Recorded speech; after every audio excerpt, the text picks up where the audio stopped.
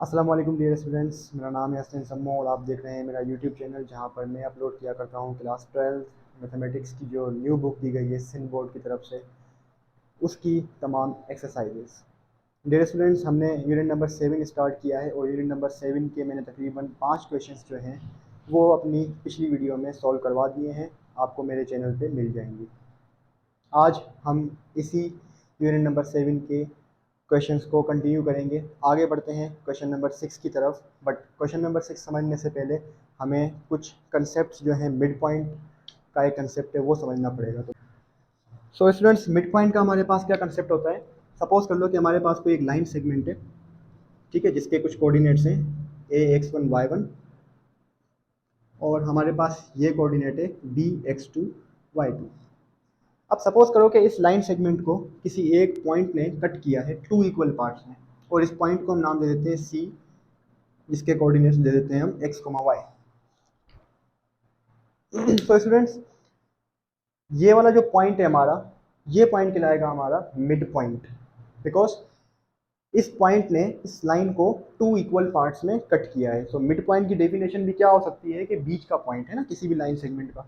तो आप देख सकते हैं कि ये जो मिड पॉइंट है ये बेसिकली क्या है, जब कोई पॉइंट किसी लाइन को टू इक्वल पार्ट्स में कट कर दे तो वो पॉइंट हमारा कहलाता है मिड पॉइंट।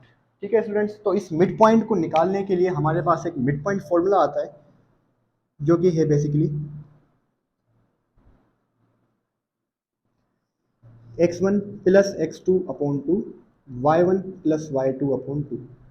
स्टूडेंट्स, कभी टाइम मिला तो हम ये सारे के सारे फॉर्मूले जो हैं ड्राइव भी करेंगे, लेकिन फिलहाल के लिए क्योंकि हम एक्सरसाइजेस सोल्व करने वाले हैं तो उन एक्सरसाइजेज में जो जो फॉर्मूले यूज़ होंगे तो उनका हम जस्ट एक ऊपर ऊपर से कंसेप्ट पढ़ के हम उनके क्वेश्चंस को सॉल्व करेंगे। ठीक है, तो मिड पॉइंट हमारे पास क्या होता है, कोई भी आपसे पूछे तो आप क्या कह सकते हैं उसे, कि मिड पॉइंट बेसिकली वो पॉइंट होता है किसी भी स्ट्रेट लाइन का जो एक स्ट्रेट लाइन को टू इक्वल पार्ट्स में कट कर दे। ठीक है, ऑलराइट। सो स्टूडेंट्स, हमारे पास क्वेश्चन नंबर 6 है, find the coordinates of mid points of the following points. हमारे पास इस क्वेश्चन नंबर 6 में बहुत सारे पार्ट्स हैं, मैं आपके लिए एक से दो पार्ट्स जो है सॉल्व करूंगा, बाकी आप लोग घर पे खुद ही ट्राई करना। ठीक है, तो हमारे पास ये दो पॉइंट्स हैं किसी भी लाइन सेगमेंट के और हमें इनका जो मिड पॉइंट है वो फाइंड करना है। ठीक है, तो स्टूडेंट्स, इस लाइन सेगमेंट को हम ड्रा कर लेते हैं। मान लो -4, 2 एंड n है हमारे पास -4, -2।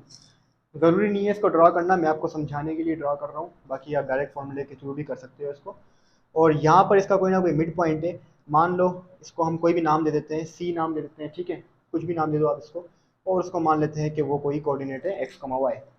तो स्टूडेंट्स, हमारे पास इसका सोल्यूशन स्टार्ट करते हैं। Given points of line segment are m -4 2 and n -4, -2. Let c x, y be the midpoint of segment mn. Okay students, तो हम यहाँ पर लगाएंगे mid point formula. So mid point formula is x, y is equals to x1 plus x2 upon two y1 plus y2 upon two. Students, यहाँ पर हम values put करेंगे तो आपको पता है कि x1 y1 क्या होगा ये, और x2 y2 क्या होगा ये बिल्कुल सेम कंसेप्ट है जो हमने अपनी प्रीवियस वीडियोस में भी पढ़ा है। तो x1 हमारे पास वैल्यू है x1 की -4 प्लस x2 की हमारे पास वैल्यू है स्टूडेंट्स कितनी, -4 अपॉन टू। y1 की हमारे पास वैल्यू है 2 और y2 की हमारे पास वैल्यू है -2। तो स्टूडेंट्स, इनको हम आगे सोल्व करेंगे तो वैल्यू होगी -4 प्लस इंटू माइनस माइनस, सो -4 अपॉन टू, और इसके नीचे भी 2 होगा, प्लस माइनस माइनस, सो 2 - 2। ओके स्टूडेंट्स, ये हो जाएंगे कैंसिल आपस में, ये हो जाएगा -4 हो जाएगा -8। तो स्टूडेंट्स, -8 अपॉन टू और ये हो जाएगा 0, 0/2 तो आपको पता है कि 0 ही आएगा, और इसमें हम टेबल लगाएंगे 2 × 2 2 4 आए, तो स्टूडेंट्स इसकी वैल्यू हमारे पास आएगी कितनी, -4, 0। सो this is the mid point of m and n, and this is our answer. Okay so students, मैंने आपको इसका एक पार्ट समझाया है, बाकी 3 पार्ट्स बहुत ही ईजी हैं, आप लोग इजीली कर सकते हो। ठीक है, तो मुझे यहाँ पे सॉल्व कराने की ज़रूरत नहीं है, कुछ भी उसमें चेंजिंग नहीं है, सेम फॉर्मूला लगेगा और सेम तरीके से होंगे। ठीक है, तो मैं बिला वजह अगर सॉल्व करूँगा तो वीडियो लंबी हो जाएगी, तो हम अपने आगे सवाल की तरफ। सो स्टूडेंट्स, हमारे पास नेक्स्ट क्वेश्चन है। नेक्स्ट क्वेश्चन स्टार्ट करने से पहले मैं आप लोगों को थोड़ा सा कंसेप्ट बताना चाहूँगा इंटरनल एंड एक्सटर्नल डिवीजन का। तो स्टूडेंट्स, ये इंटरनली और एक्सटर्नली डिवीजन जो होती है वो क्या है, तो वो मैं थोड़ा सा आपको इसके बारे में समझाता हूँ और इसके फॉर्मूले क्या होंगे वो भी आप लोगों को समझाता हूँ। उसके बाद फिर हम इसके क्वेश्चन को सॉल्व करने की तरफ बढ़ेंगे। तो स्टूडेंट्स, इंटरनल डिवीजन क्या होती है, सपोज कर लो कि हमारे पास कोई लाइन सेगमेंट है ए और बी, इसके कोई ना कोई पॉइंट्स है, मान लो x1 y1, और इसके पॉइंट्स मान लेते हैं x2 y2। तो स्टूडेंट्स, इसका कंसेप्ट भी थोड़ा बहुत मिड पॉइंट से मिलता है, लेकिन मिड पॉइंट में क्या होता है कि वो जो एक पॉइंट होता है वो उस स्ट्रेट लाइन को 2 इक्वल पार्ट्स में कट करता है। ठीक है, जबकि डिवीजन में क्या होता है, इंटरनल और एक्सटर्नल डिवीजन में क्या होता है कि वो जो पॉइंट होता है वो उस लाइन को इक्वल पार्ट्स में कट नहीं करता, बल्कि किसी ना किसी रेशो में कट करता है। सपोज कर लो कि वो पॉइंट कोई ना कोई ये वाला है, इसको मान लेते हैं सी, इसके कोऑर्डिनेट्स मान लेते हैं x, y। तो स्टूडेंट्स, आप लोगों को नज़र आ रहा होगा कि इस पॉइंट ने इस लाइन को इक्वल पार्ट्स में तो कट नहीं किया है ना, तो किसी ना कुछ इसका रेशो बना हुआ होगा। तो मान लेते हैं कि यहाँ पर जो यहाँ से लेकर यहाँ तक का रेशो है इस लाइन का वो m है, और यहाँ से लेकर यहाँ तक का जो रेशो है लाइन का वो n है। ठीक है स्टूडेंट्स, तो इस कंसेप्ट का यानी कि इंटरनल डिवीजन का जो फॉर्मूला बनता है वो हमारे पास बनता है x, y is equals to m1 x2 plus m2 x1 upon m1 plus m2 and m1 y2 plus m2 y1 upon m1 plus m2। So this is the formula for internal division. अब external division क्या होती है मैं आपको वो समझाऊंगा जब हम इसका क्वेश्चन नंबर 8 या 9 सोल्व करेंगे, जिसमें एक्सटर्नल डिवीजन का पूछा जाएगा। फिलहाल हम अपने क्वेश्चन की तरफ बढ़ते हैं। हमारे पास क्वेश्चन है कि हमें एक लाइन सेगमेंट दी हुई है जिसके हमारे पास कोऑर्डिनेट्स हैं 4, -1 और 4, 3। ओके स्टूडेंट्स, और इस लाइन सेगमेंट को कोई पॉइंट कट कर रहा है किस रेशो में, 3:1 में। तो मान लो कि वो कोई ना कोई पॉइंट यहाँ पर है ना, तो इस पॉइंट को मान लेते हैं सी, जिसके कोऑर्डिनेट्स मान लेते हैं x, y, जो कि हमें निकालना है। ऑब्वियसली इस सवाल ये का है फाइंड द पॉइंट, ठीक है, विच divides the line segment.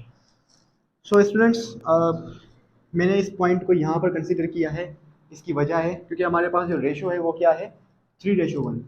So students, 3:1 का मतलब क्या है कि एक रेशो हमारे पास लाइन का पॉइंट से है 3, जबकि दूसरा हमारे पास है 1।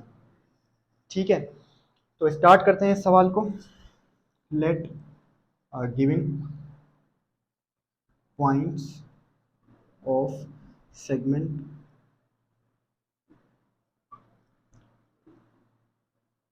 Given points of segment. तो स्टार्ट करते हैं इस क्वेश्चन को। Let points of segment are, इसका नाम क्या दे देते हैं हम ए, -4, -1, और इसका नाम दे देते हैं हम बी, 4, 3। ठीक है, और जो हमें जो रिक्वायर्ड पॉइंट है उसका नाम दे दिया हमने C, and C x, y be the required point that divides segment A B in the ratio. तो इसमें हमारे पास रेशो इसका क्या गिवन है, 3:1। ठीक है स्टूडेंट्स, तो अब इसको हम सॉल्व करेंगे with the help of mid point formula. तो मिड पॉइंट फार्मूला लगाते हैं हम यहाँ पर, सॉरी मिड पॉइंट फार्मूला नहीं, external division internal division formula है हमारा m x2 plus n x1 upon m plus n m y2 plus n y1 upon m1 plus m2। तो स्टूडेंट्स, इस फॉर्मूले में जो है हम तमाम अपनी वैल्यूज़ जो हैं वो पुट करेंगे और जल्दी से इसका आंसर निकालेंगे। तो ये मैं रिमूव करूँगा। तो स्टूडेंट्स, जब हम इस फॉर्मूले में हमारी वैल्यूज़ पुट करेंगे तो m/n हमारे पास क्या है, m/n क्या होगा, जो फर्स्ट रेशो होगा वो m और जो सेकंड रेशो होगा वो n। तो वैल्यूज़ के अकॉर्डिंग पहले हमें क्या पुट करना है, m हमारा 3 है। x2 की वैल्यू क्या है हमारे पास स्टूडेंट्स, ये x1 y1 और ये x2 y2 होगी। तो x2 की वैल्यू हमारे पास है 4 प्लस, फिर हमारे पास वैल्यू है फॉर्मूला है n हमारे पास क्या है 1, और x1 की वैल्यू क्या है हमारे पास 4 अपॉन m प्लस n, तो रेशो हम सम कर देंगे 3+1। यहाँ पर वैल्यू में m/2, तो m हमारे पास 3 है, y2 की वैल्यू है हमारे पास क्या, ये 3, और प्लस n हमारे पास 1, और y1 की वैल्यू हमारे पास है स्टूडेंट्स कितनी, -1 अपॉन 3+1। तो इनको सिंप्लीफाई कर लेंगे, 3 4 12, 1 4 4, 3 1 3, 3 3 9, plus into minus minus, 1 1 1 upon, ये हो जाएगा 4, और ये भी हो जाएगा 4।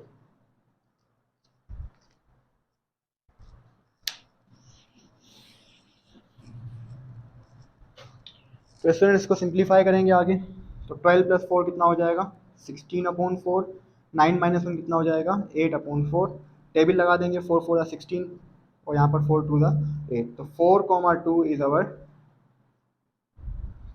required point that divide the join of 4 - 1 and 4, 3 in the ratio 3:1। So students हमारे पास जो नेक्स्ट क्वेश्चन है वो है the points P -2, 2, Q2, -1 and R -1, 4 are the midpoints of the sides of the triangle, find its vertices। तो students question basically क्या है, मैं इस क्वेश्चन की जो फिगर बनेगी पहले वो बना लेता हूँ आपको समझाने के लिए। तो स्टूडेंट्स ये कह रहा है कि हमारे पास एक ट्राइंगल है, इस ट्राइंगल के कुछ ना कुछ हमारे पास वर्टाइसिस होंगे, ए बी सी मान लेते हैं। ये कह रहा है कि ये जो पॉइंट्स है ना पी क्यू और आर, ये जितने भी हमारे ट्राइंगल के साइड्स हैं, तीनों साइड्स के ये क्या हैं, मिड पॉइंट हैं। ठीक है, मिड पॉइंट का मतलब क्या हुआ कि ये सपोज कर लो ये साइड ए बी है, तो इसका मिड पॉइंट है इन तीनों में से कोई भी एक पॉइंट, मान लेते हैं कि यही पॉइंट है। ठीक है, तो इसको मान लेते हैं ए बी का मिड पॉइंट, जो कि नाम है इसका P2 -2, 2। फिर दूसरा हमारे पास पॉइंट है Q, ये भी किसी ना किसी एक साइड का मिड पॉइंट है, तो मान लेते हैं कि जो BC साइड है इसका मिड पॉइंट है Q 2, -1, और हमारे पास जो AC साइड है उसका मिड पॉइंट मान लेते हैं R, जो कि है -1, 4। तो स्टूडेंट सवाल ये कह रहा है कि अगर ये तीनों पॉइंट्स जो हैं इस ट्राइंगल की साइड्स के मिड पॉइंट्स हैं, तो बताइए कि जो ट्राइंगल की साइड्स हैं इनके कोऑर्डिनेट्स क्या होंगे। सवाल ने यही कहा है find the vertices of triangle, इस ट्राइंगल के वर्टाइसिस क्या होंगे। तो मान लेते हैं कि जो ए साइड है इसके जो वर्टाइसिस होंगे वो होंगे A, B। बी पॉइंट जो है इसके जो वर्टाइसिस होंगे वो मान लेते हैं वो होंगे C, D, और सी साइड के जो वर्टाइसिस हैं वो मान लेते हैं कि क्या है E, F। स्टूडेंट्स ये क्वेश्चन थोड़ा सा लॉन्ग होने वाला है, ठीक है, तो मैं बोर्ड को जो है बार बार मिटाऊंगा, तो आप लोग अपनी कॉपी में इसको नोट करते हुए आना, ठीक है। सो स्टार्ट करते हैं। Let A B C be the, let A, इसको ऐसे कर लिखेंगे, let A, B, B, C, D, and C, E, F be the required, क्योंकि ये मालूम करना है हमने, तो required vertices of triangle A B C where P -2, 2, Q 2, -1 and C R -1, 4 are the midpoints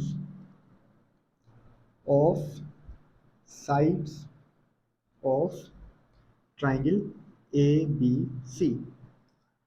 okay students, ये हमने इसकी जो भी वर्डिंग थी वो लिख दी। अब हम आगे बढ़ते हैं। सबसे पहले देखें कि P जो है वो किसका मिड पॉइंट है, किस साइड का मिड पॉइंट है ट्राइंगल की, ए बी का। तो P जो है हम यहाँ पर मिड पॉइंट फॉर्मूला लगाएंगे, यहाँ पर using mid point formula. Students mid point formula लगाएंगे तो हम पॉइंट लेते हैं P और वर्टाइसिस लेते हैं किस किस के, A और B के। तो P x, y, पहले फॉर्मूला लिख देता हूँ मैं यहाँ पर, पहले मैं यहाँ पर फॉर्मूला लिखता हूँ मिड पॉइंट का, x1 plus x2 upon 2, y1 plus y2 upon 2।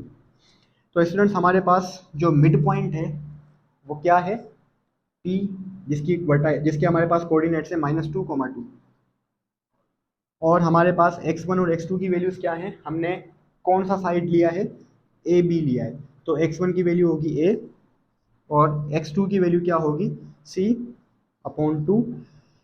Student y1 की वैल्यू क्या होगी, b, और y2 की वैल्यू क्या होगी, d अपॉन 2। स्टूडेंट्स यहाँ से हम इक्वेटिंग करेंगे इस सवाल में, तो ये क्या होगा, -2 जो है वो बराबर हो जाएगा a प्लस सी अपॉन 2 के, और 2 जो है वो बराबर हो जाएगा b प्लस डी अपॉन 2 के। तो स्टूडेंट्स यहाँ से 2 मल्टीप्लाई करेगा इससे, तो a प्लस सी की वैल्यू क्या बनेगी हमारे पास, 2 टू द 4, और यहाँ से b प्लस डी की वैल्यू क्या बनेगी, 2 टू द 4। स्टूडेंट इसको मान लेते हैं इक्वेशन नंबर 1 और इसको मान लेते हैं इक्वेशन नंबर 2। ओके स्टूडेंट्स, मैं इस पोर्शन को मिटा के हम आगे बढ़ेंगे। अब हम चलते हैं, हमने अभी क्या निकाला है, P के मिड पॉइंट के जरिए से A और B को सॉल्व किया और 2 इक्वेशंस बनाई। अब हम क्या करेंगे, Q मिड पॉइंट के जरिए से B और C की वर्टाइसिस को सॉल्व करेंगे और 2 और इक्वेशंस बनाएंगे। So again using mid point formula, and now will take Q point as a mid point and BC as its vertices. तो मैं डायरेक्ट यहाँ पर मिड पॉइंट फॉर्मूला अप्लाई कर रहा हूँ, आप लोग समझ जाइएगा। तो मिड पॉइंट फॉर्मूला लगा लें। मिड पॉइंट हमारे पास क्या है, 2, -1, और मिड पॉइंट फॉर्मूले में जो x1 और x2 की वैल्यूज होंगी वो क्या होंगी, c और e। तो मिड पॉइंट फॉर्मूले में c प्लस e अपॉन 2, क्योंकि ये x1 प्लस x2 अपॉन 2, और y1 plus y2 upon 2, y1 की वैल्यू क्या होगी, d और f। So d plus f upon 2। I hope कि आप लोगों को समझ में आ रहा होगा। यहाँ पर भी इक्वेटिंग करेंगे स्टूडेंट्स, तो फर्स्ट कंपोनेंट के इक्वल होगा, कंपोनेंट नहीं बोलते इसको, c plus e upon 2 is equals to 2, और d प्लस एफ अपॉन 2 ये इक्वल होगा किसके स्टूडेंट्स, -1 के। 2 यहाँ पर मल्टीप्लाई करेगा, 2 यहाँ पर मल्टीप्लाई करेगा, तो c प्लस ई जो है वो बराबर हो जाएगा 2 टू द 4। इसको मान लेंगे इक्वेशन नंबर 3, और d प्लस एफ जो है वो इक्वल हो जाएगा 2 1 द -2। इसको मान लेंगे इक्वेशन नंबर 4। ठीक है स्टूडेंट्स, अब हम लेंगे r point as a mid point और ए सी को सॉल्व करेंगे, ठीक है, और 2 इक्वेशंस और बनाएंगे। So again using mid point formula, अब की बार r हमारा मिड पॉइंट है, तो मिड पॉइंट हमारे पास है -1, 4, और x1 y1 ये है, x2 y2 ये है, तो x1 प्लस x2, तो a plus E upon 2, y1 plus y2, तो b प्लस एफ अपॉन 2। इसको भी इक्वेटिंग करेंगे स्टूडेंट्स, तो a प्लस ई अपॉन 2 किसके बराबर हो जाएगा, 1 के, -1 के। 2 यहाँ पर शिफ्ट कर देंगे तो a प्लस ई हमारे पास आ जाएगा -2 के इक्वल। इसको मान लेंगे इक्वेशन नंबर 4 बल्कि 5, और b प्लस एफ अपॉन 2 बराबर हो जाएगा 4 के, b plus F upon 2 equal हो जाएगा 4 के। यहाँ से 2 यहाँ मल्टीप्लाई करेगा 4 से, तो b प्लस एफ की वैल्यू हमारे पास क्या आ जाएगी, 2 4 ज़ा 8। इसको मान लेंगे इक्वेशन नंबर 6। ओके स्टूडेंट्स, मैं ये फिगर मिटा रहा हूँ, ठीक है, आप लोगों को समझाने के लिए आगे कि किस तरह ये सॉल्व होगा।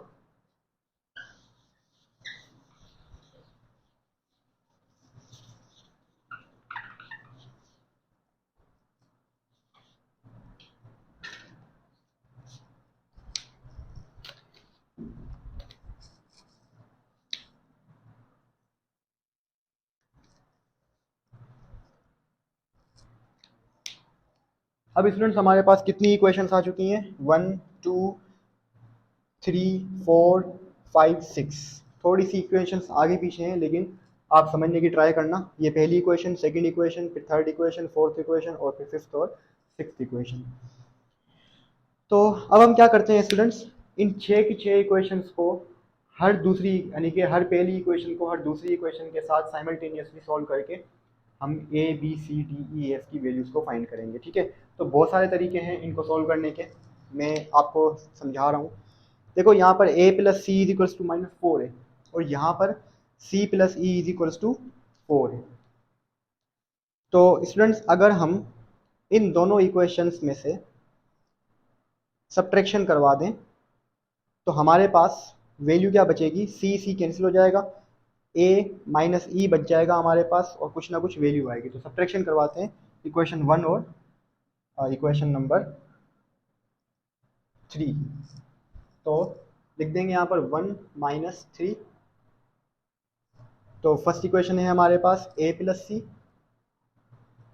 Is equals to -4। Equation number 3 है हमारे पास c plus e is equals to 4। Subtraction करवाएंगे तो ये साइन नेगेटिव, ये नेगेटिव, और ये भी हो जाएगा नेगेटिव। देखें स्टूडेंट्स, ये प्लस का c माइनस का c कैंसिल हो गया, हमारे पास वैल्यू क्या बची, a माइनस ई बराबर ये वैल्यू कितनी है -4, और -4 कितना हो जाएगा -8। स्टूडेंट्स ये a minus b is equals to -8। अगर मैं इस इक्वेशन नंबर 5 को इस इक्वेशन के साथ ऐड करवा दूँ तो देखो मेरा ये प्लस का ई है, यहाँ पर माइनस का ई है, कैंसिल हो जाएगा, है ना। तो इसको मान लो इक्वेशन नंबर कौन सी इक्वेशन बनेगी, ये 7। तो अब यहाँ पर लिखेंगे हम equation number 5 plus equation number 7। तो a प्लस ई हो जाएगा हमारे पास कितना, -2, और a माइनस ई हमारे पास हो जाएगा -8। दोनों को हम ऐड करवा रहे हैं, तो ऐड करवाते हुए हम साइन चेंज नहीं करते, सब्ट्रैक्शन में साइन चेंज होते हैं, आप लोगों को पता होना चाहिए, बिल्कुल बेसिक है। तो देखो a प्लस ए हो जाएगा 2a, ये प्लस का ई माइनस का ई कैंसिल होके हमारे पास ये दोनों वैल्यूज को सम करेंगे तो कितना आ जाएगा -10। 2 1 द 2, 2 5 द 10। तो a की वैल्यू हमारे पास स्टूडेंट्स आ चुकी है -5। तो इस तरह से जो है हम अपनी रिमेनिंग जितनी भी वैल्यूज़ हैं उनको फाइंड करेंगे। तो जल्दी से फाइंड कर लेते हैं। देखो a की वैल्यू हमारे पास आ चुकी है, अगर इस a की वैल्यू को मैं इक्वेशन नंबर 5 में रख देता हूँ तो मेरे पास e की वैल्यू भी आ जाएगी, और अगर इसी a की वैल्यू को मैं इक्वेशन नंबर 1 में रखता हूँ तो मेरे पास c की वैल्यू भी आ जाएगी। तो पहले हम इसको चलो 1 में रख लेते हैं ताकि c की वैल्यू आ जाए। तो पुट इन इक्वेशन नंबर 1। तो इस a की जगह पे आ जाएगा -5 इक्वेशन नंबर 1 में, प्लस c, ये बराबर हो जाएगा -4, माइनस का 5 वहाँ जाएगा स्टूडेंट्स तो ये हो जाएगा प्लस का 5। तो हमारे पास यहाँ से वैल्यू आ जाएगी कितनी, 1। सी की वैल्यू आ चुकी है हमारे पास स्टूडेंट्स 1।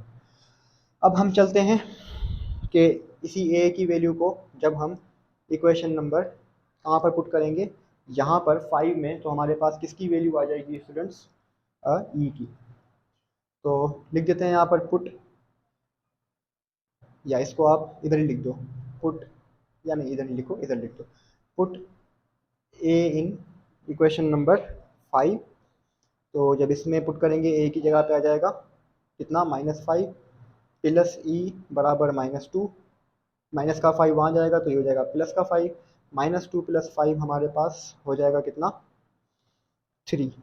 तो एक और वैल्यू आ चुकी है स्टूडेंट्स हमारे पास। देखो सी की वैल्यू भी है, ई की वैल्यू भी है, इसका हम बेनिफिट ले सकते हैं कहीं ना कहीं से, ले सकते हैं, आई थिंक नहीं ले सकते।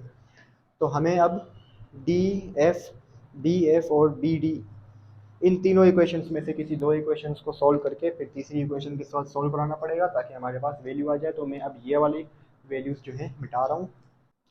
ऑलराइट, सो स्टूडेंट्स अब हम इन तीन रिमेनिंग इक्वेशंस को सॉल्व कर लेते हैं और बी, डी और एफ की वैल्यूज़ भी निकाल लेते हैं, जिस तरह हमने अभी थोड़ी देर पहले ही ए, ई और एफ की वैल्यूज़ निकाली थी। तो देखें स्टूडेंट्स, हमारे पास 2 इक्वेशन है, 4 इक्वेशन है, अगर इन दोनों को मैं सब्ट्रैक्ट करवा दूँ तो मेरा डी कैंसिल हो जाएगा। तो हम लिखते हैं यहाँ पर इक्वेशन नंबर 2 में से इक्वेशन नंबर 4 को हम करवा रहे हैं सब्ट्रैक्ट। तो b plus d is equals to 4 और d plus f is equals to -2। Subtract कर रहे हैं स्टूडेंट्स तो ये माइनस और ये हो जाएगा प्लस। तो d माइनस डी कैंसिल हो जाएगा, b माइनस एफ बचेगा, और ये बराबर हो जाएगा 4 + 2 कितना होगा, 6। इसको नाम दे देते हैं इक्वेशन नंबर 8। स्टूडेंट्स अगर मैं इस इक्वेशन नंबर 8 और 6 को सम कर देता हूँ तो मेरे पास वैल्यू आ जाएगी किसकी, डी की, क्योंकि अब इसमें एफ और एफ कैंसिल हो जाएंगे। तो मैं लिख देता हूँ यहाँ पर equation number 6 plus equation number 8। तो जब इन दोनों इक्वेशंस को हम सम करेंगे तो हमारे पास इक्वेशन नंबर 6 है b plus f is equals to 8, equation number 8 है b minus f is equals to 6। Sum करेंगे स्टूडेंट्स इन दोनों को तो हमारे पास वैल्यू आएगी b प्लस बी 2b, और यहाँ से f और f कैंसिल हो जाएगा, 8 + 6 हो जाएगा स्टूडेंट्स हमारे पास 14। तो यहाँ से हमारे पास वैल्यू आएगी 2 × 1 = 2, 2 × 7 = 14। तो बी की वैल्यू आ जाएगी स्टूडेंट्स हमारे पास कितनी, 7। अब इस बी की वैल्यू को अगर हम इक्वेशन नंबर 2 में पुट करेंगे तो हमें डी की वैल्यू मिल जाएगी। तो पुट इन 2, तो बी की जगह पे आ जाएगा 7 plus d is equal to 4। तो यहाँ से डी की वैल्यू कितनी आ जाएगी स्टूडेंट हमारे पास 4 - 7, डी की वैल्यू आ जाएगी -3। अब इसी को ही अगर हम इक्वेशन नंबर 4 में पुट कर देंगे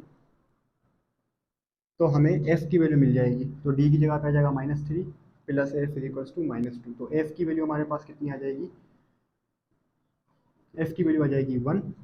और फिर तीनों वैल्यूज हमारे पास आ चुकी हैं आंसर स्टूडेंट्स। तो अब हम जो हमने रिक्वायर्ड वर्टेक्स सपोज किए थे उनका आंसर बनाएंगे।